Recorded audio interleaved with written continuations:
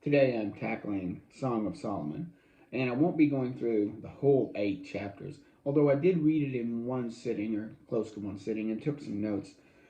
It's interesting thing is our 21st century has gotten Song of Solomon really kind of wrong because we've looked at it mostly from a church Christ relationship when actually it's deeper and more fundamental.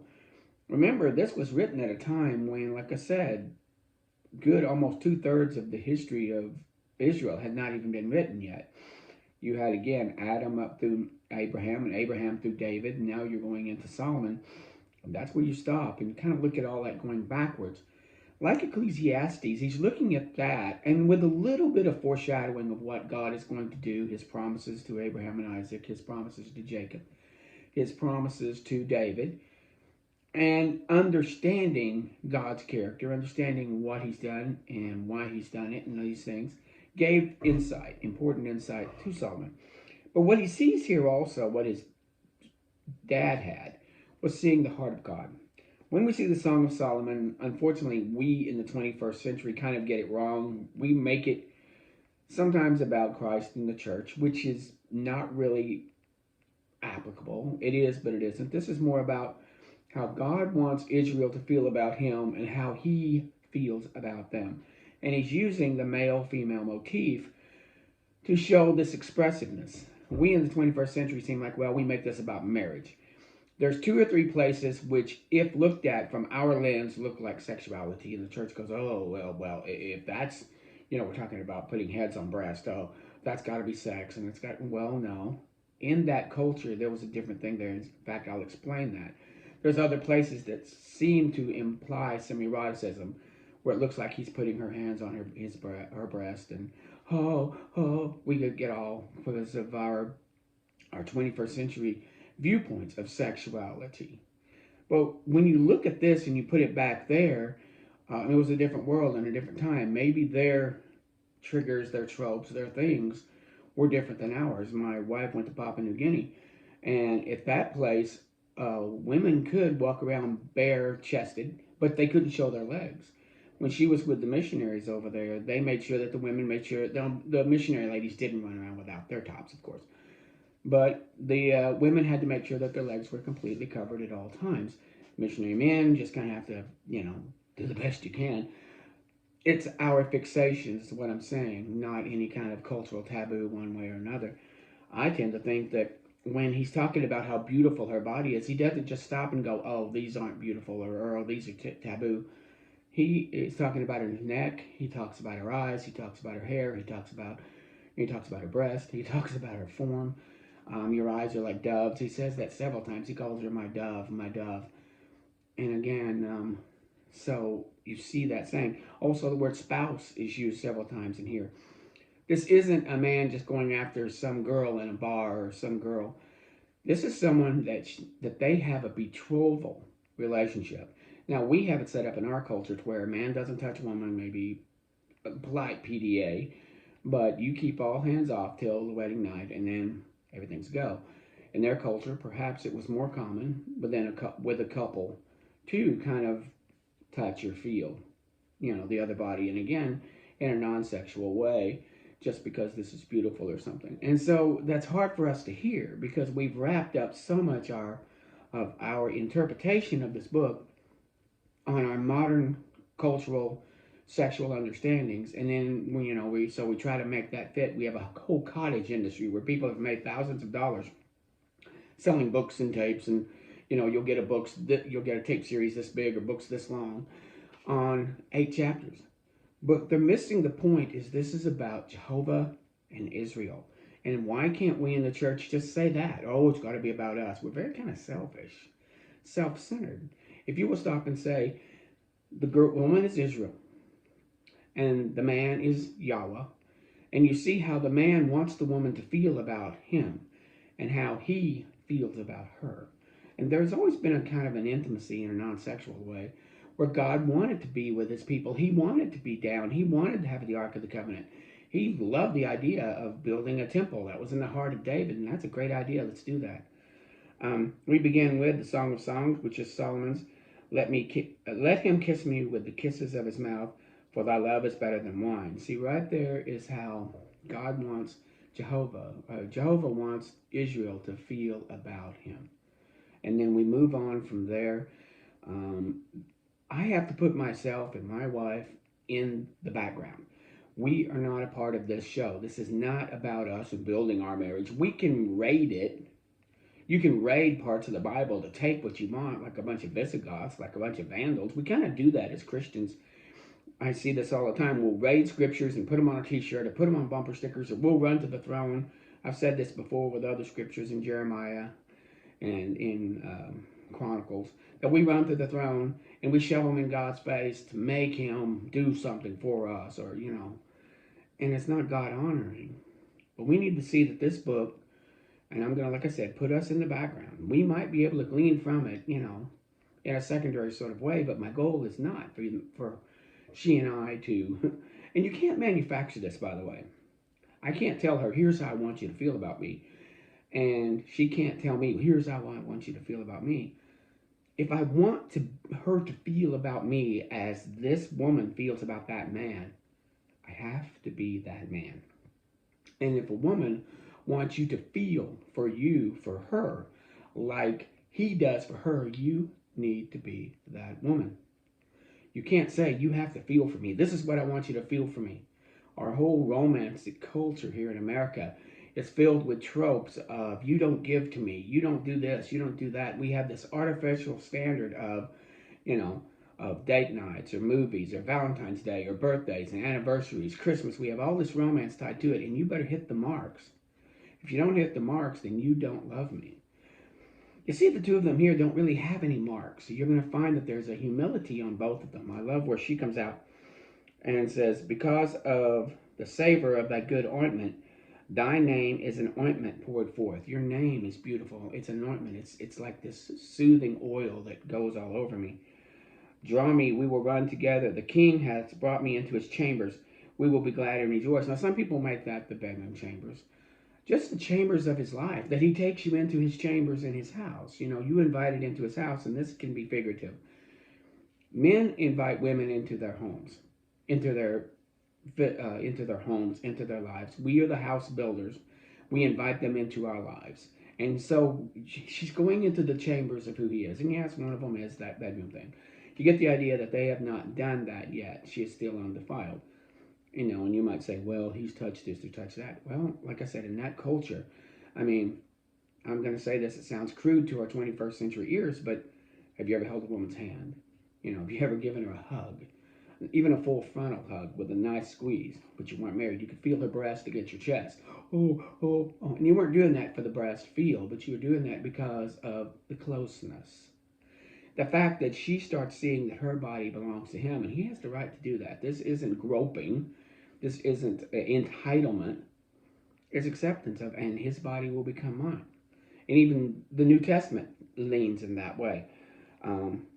Here she says, I am black and comely. That the word comely there is beautiful, but beautiful in an understated way. Beautiful in a way that's not pushed forward like with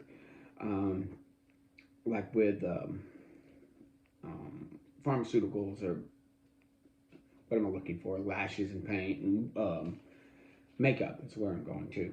And she, old daughters of Jerusalem, the women that are around her see him as a person of value. They all go running to see him.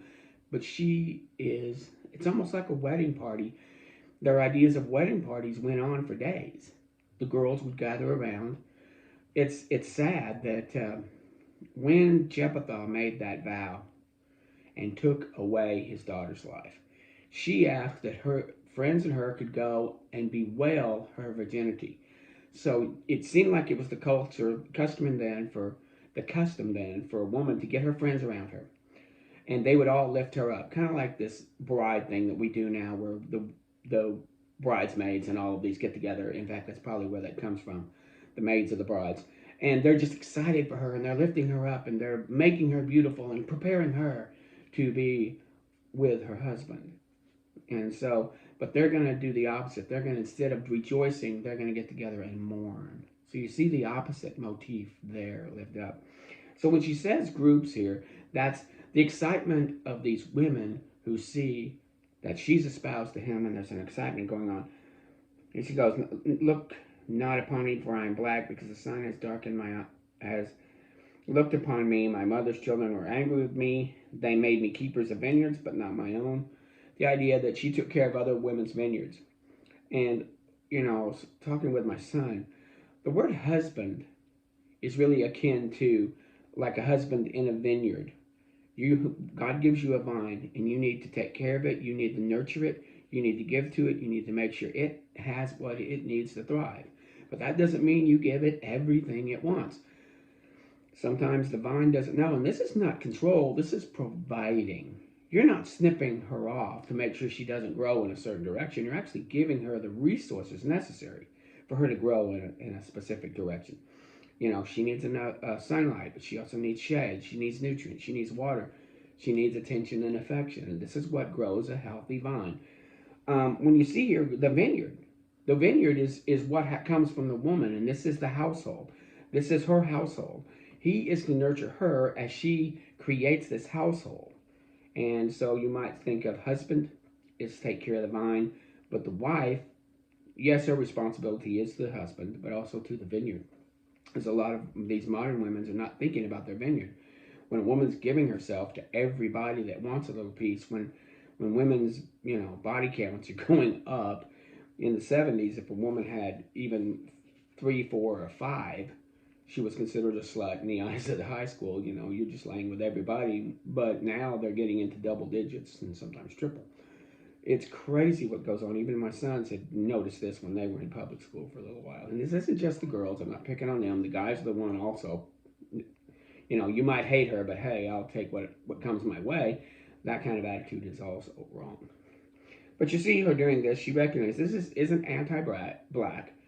It just shows also she's humble about who she is. She understands how she got there, and even though at that time there was a little cultural thing, a family thing going on, she had no vineyard of her own. And tell me, O thou which my soul loved, where thou feedest, and I'll go and will rest at noon. For how should I be as one that was turned aside by the flocks of thy companions? So the idea is that she's out searching for him. She's off searching for him. When she goes to his companions, he isn't there. Also, there was a very good thing where someone was wondering, why do we have different racial structures? The key here also is the sunlight. Sunlight reacts to our skin over generations, makes us darker, makes us lighter. I've heard that it's melanin, which sunlight will change the darkness or lightness of skins. I come from an area in Europe, or maybe up in Ireland. Didn't get a lot of sun, so we're all pasty. Plus other genetics in play, the type of nose, type of hair, none of this is better or worse than the other. It's just geographic, and God does this for the splendor and the beauty of man and woman. That we have these differences is actually pretty beautiful, and that he set up this world that even the effects of the sunlight and the type of water and the type of food will affect our physiology, affect our makeup, affect our bone structure, affects, and we're still beautiful in his eyes. We need to just be beautiful in each other's eyes. This is where a lot of tactics of Satan is to say, this person's better than this person, or this person is worse than this person, or the woman is better than the man, or the man will take from the woman. You better protect yourself from men, or you need to watch out for women. He wants to break us up. And instead of us saying, you know what, God created them male and female, he created them. When we go back to that, and everything above that, from a biblical point of view, is beautiful. Whether your skin is really dark, whether your skin is really light, or anywhere along the shades, whether you live in an area where your diet made you a little more lithe, a little smaller, or you went to another area where you consumed different kinds of proteins or whatever, it made you a little more beefy. None is better or worse than the other. And we get that idea. Someone had noticed that at one time in Song of Solomon. Now, the interesting thing about Song of Solomon, to try to do this and keep it, is that it's like someone who texts and then someone else texts. We've all seen that. Where you text someone, they respond.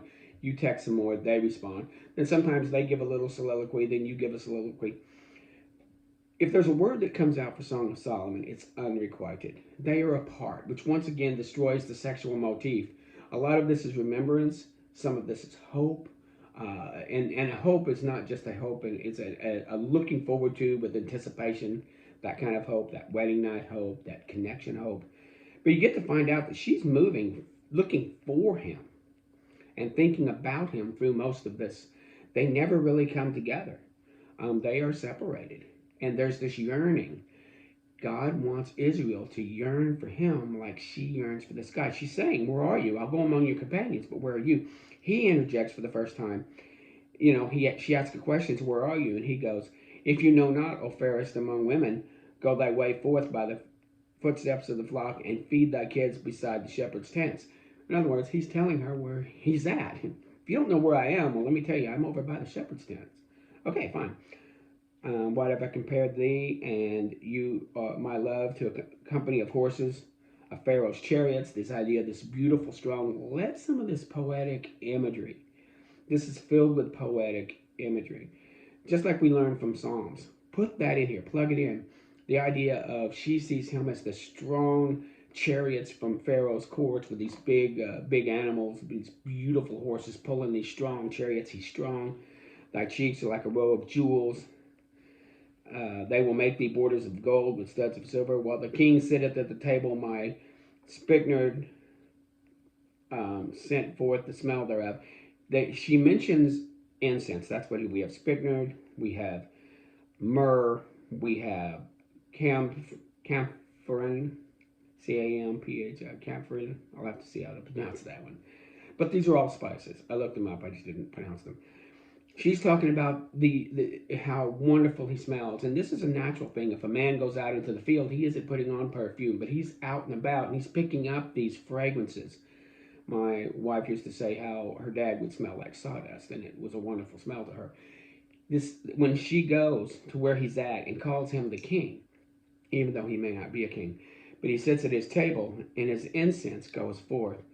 This he says, "A bundle of myrrh is my beloved unto me, and he shall lie all night twixt my breast." Now that's that one that's erroneously thought of to be sex between her breasts. All right, she's talking about taking something in a bag, this incense that smells like him, and putting it around her neck with a little rope, and puts it right here and sleeps with it. You can smell him while she's sleeping. That's what she's saying. It's very strong romantic poetry, and we throw out some of that romantic poetry just for sex because we're Christians and we don't know what to do. We never know what to do about sex. We either shove it in a corner or just for kids, or it's this odd thing that we don't know what to do with. God created it in the garden. It was in the garden before the fall. Man and woman were told to be fruitful and multiply. Guess what they were asked to do? And according to Josephus, the first day, they didn't sit there and just talk about the weather for 3 or 4 days, or we better go through a courtship period. He was like, "Come here," and she says, "No, you come here." And that's how that went. And so it's just that it's been shanghaied by the world and lifted up as this dirty, nasty thing, and it's got all these little tentacles to it, and it's really a hydra of all kinds of problems. Christians need to take back that land. So here she talks about the spikenard, a bundle of myrrh. She talks about, "My beloved is to me as a cluster of camphine in the vineyards. Behold, thou art fair, my love. Behold, thou art fair. Thou hast dove eyes." He interjects here. I went through my Bible and tried to mark in orange where he speaks. And you have to ignore the chapters, ignore these numbers, ignore the verses, ignore the chapter numbers. They're only a small guide.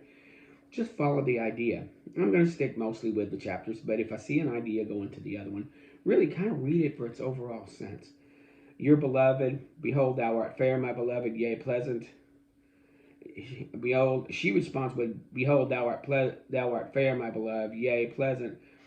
For our bed is green, the beams of the house are cedar, and our rafters are of fir." She's talking about the strength, but she hasn't been there. She's This is figurative. Maybe this is looking back, but I don't think there was any kind of sexuality because he still calls her pure in here.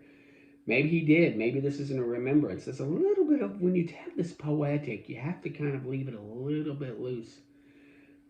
The idea that maybe they could be together. Maybe they could be together alone in his chambers, even in his bed area, but not doing the intimacy.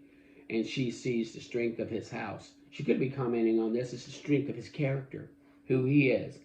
Our bed is green. In other words, it's ready. It's fertile. It's ready. The beams of our house are cedar, and our rafters are fir. talking about the strength of their relationship. It also could be the house that he's provided. I'll go with either one. But the strength here is how she's saying that. He talks in 8, he talks in 15, and she's responding in the ones around them. Again, thou art fair, my beloved, yea, pleasant. Also, our bed is green, and the beams of our house are cedar, and our rafters are fir. We have strong strength to this.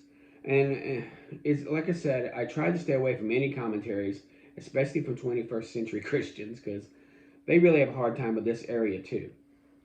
But that's because most people have not read this part of the Bible, the beginning. We leapfrog around, grab what we want, jump back and forth, leap all over the place, and say, I did a Bible study. That's not a Bible study. That's cherry picking. Because if you ask people to explain something, if you can't explain it, you don't own it. If you don't own it, you don't know it, and you can't use it. You need to be able to read and explain. That's what this grid work's about. So that's chapter 1. I don't want these videos to go too long, but it's very interesting when we start seeing this. He talks, she talks, he talks, she talks. And if you want to be her to respond to you, you need to be that kind of man. So that's to the men. Don't expect her to come running to you as the king if you're not acting like the king. And this isn't with a fist of showing her who's the boss. Just stand in your masculinity. Just be that provider. Be that person who has strength, and she'll respond. Because women love strength, and that's fine. Very fine. Thank you.